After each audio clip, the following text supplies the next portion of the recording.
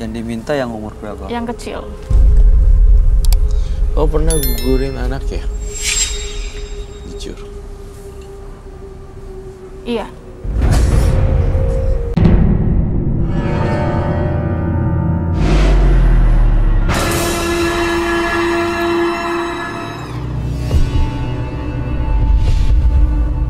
Mata adalah panglima hati.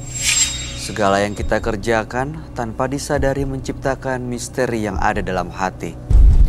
Baik, buruk, kejam, pilu, sampai kisah ironis, semua akan kita kuak di sini, menembus mata batin.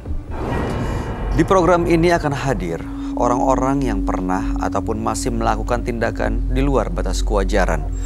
Dan malam hari ini bintang tamu yang menemani adalah Mbak Lena. Lena, terima kasih sudah hadir menembus mata batin hari ini. Sama-sama. Di sini kita selalu kehadiran orang-orang yang berkaitan dengan kegiatan mistis. Punya pesugihan, punya penglaris, jimat, pelet, guna-guna, santet, teluh, dan lain-lain.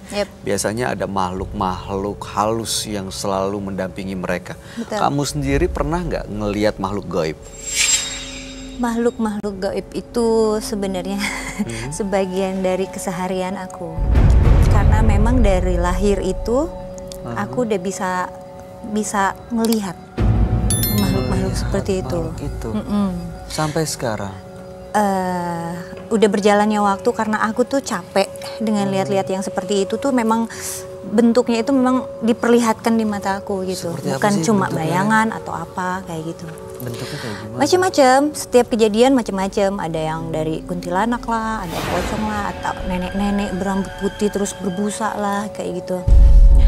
Akhirnya aku sendiri tuh capek gitu kan. Jadinya aku pernah datang ke kiai untuk ditutup biar nggak bisa ngelihat lagi kayak gitu. Karena akunya memang nggak mau. Setelah itu beneran berhasil? Setelah itu berhasil cuman beberapa bulan aja.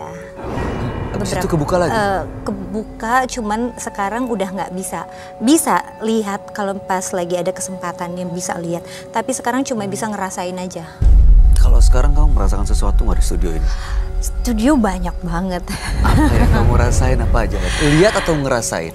Ngerasa. Terus cuman di mana dia posisi tinggalnya itu aku ngerasa oh di situ dia ada kayak gitu. Di sekitar kita ada nggak? Kalau di sini sepertinya nggak ada, cuman di balik. Di balik set ini? Iya, di balik set ini. Kamu ngelihat sosoknya, merasakan sosoknya seperti apa? Sangat merasakan di sini karena banyak banget. Jadi pas tadi aku masuk aja sampai menggigil. Tapi kamu udah nggak takut ya karena terbiasa ya? Nggak takut pas lagi melihat. Tapi kalau pas udah selesai melihat kayak gitu, kalau kayak gitu kan melihat tuh pengennya penasaran kan, pengennya dilihatin terus. Pas udah selesai dia ngilang, barulah ketakutan. Gitu. Mudah-mudahan sih malam hari ini kamu nggak ketakutan ya? Takut sih sebenarnya. Karena tadi pas masuk di sini aja udah hawanya udah macem-macem. Aduh, saya juga nggak berani sih sebenarnya kalau menghadapi situasi seperti itu. Tapi yang jelas kita akan bertemu dengan salah satu partisipan kita. Yang pertama, dia adalah seorang perempuan yang mengaku memiliki ilmu hitam. Kami akan panggil dia dengan nama samaran. Kami persilahkan Yuan.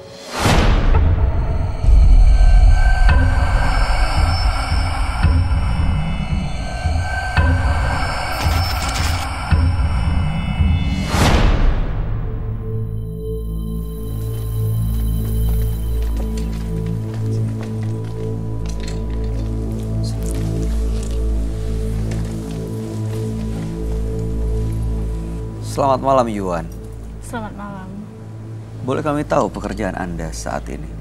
Saya adalah seorang Sudah lama? kurang lebih 3 tahun. Baik, apa yang mau Anda ceritakan pada kami?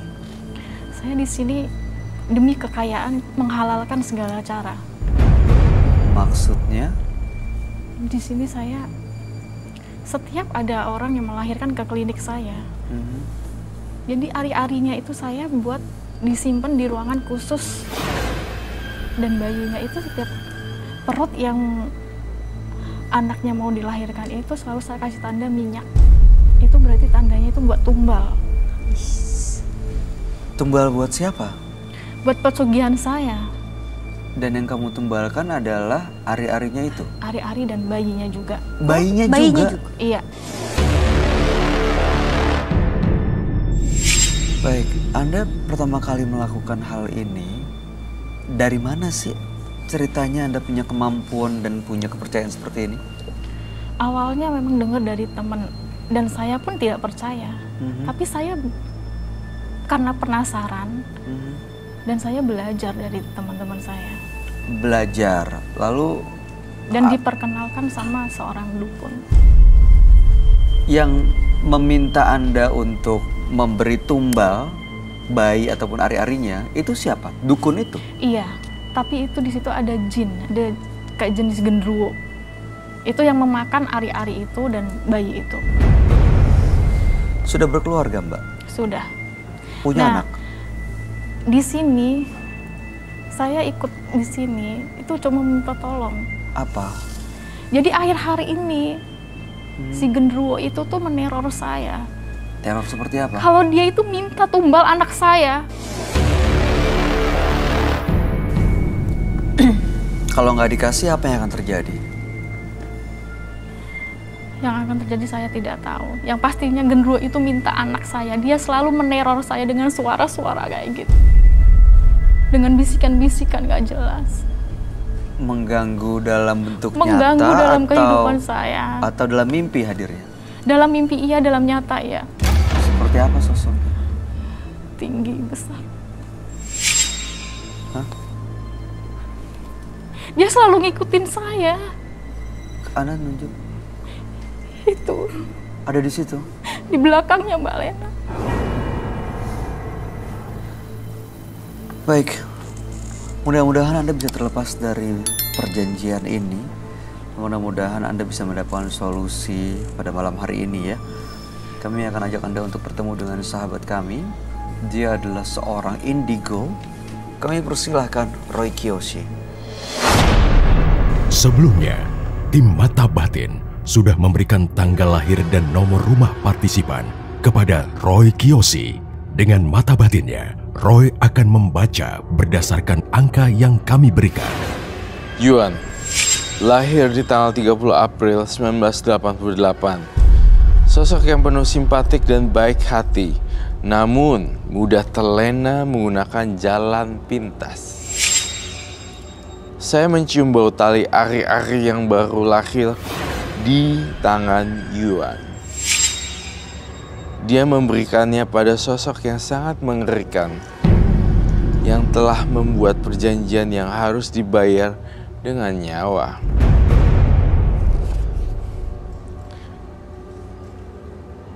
Saya melihat Yuan ke depannya jika tidak menghentikan kasus ini.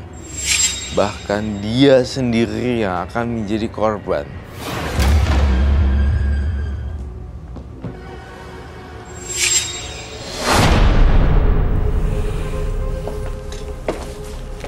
Halo, selamat malam. Selamat malam, Roy.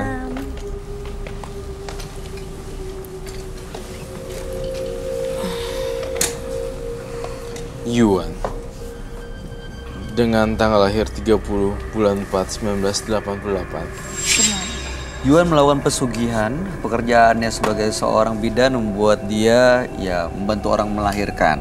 Tapi pesugihan yang dilakukan membuat Yuan punya perjanjian dengan genderuwo untuk memberikan tumbal, yaitu ari-ari dan bayi yang dibantu untuk dilahirkan. Benar. Gitu ya. Dan saat ini ingin terlepas dari perjanjian itu karena sang genderuwo justru minta anaknya Yuan sendiri sebagai tumbal. Oke. Lalu kemudian Mbak Yuan terjebak, bagaimana harus balik gitu? Saya bingung, Mas. Bingung? Saya bingung harus bagaimana karena genderuwo itu selalu neror saya. Dia selalu minta anak saya. Oh iya. Iya sih. Anda dapat pesugihan ini dari mana tadi? Info dari sahabat-sahabat saya.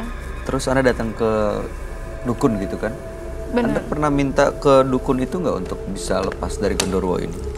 sudah pernah minta tapi tidak mau tahu. Dia bilang udah resiko. Tapi Mbak pernah ngerasa nggak sih orang yang kehilangan anaknya itu sakitnya seperti apa?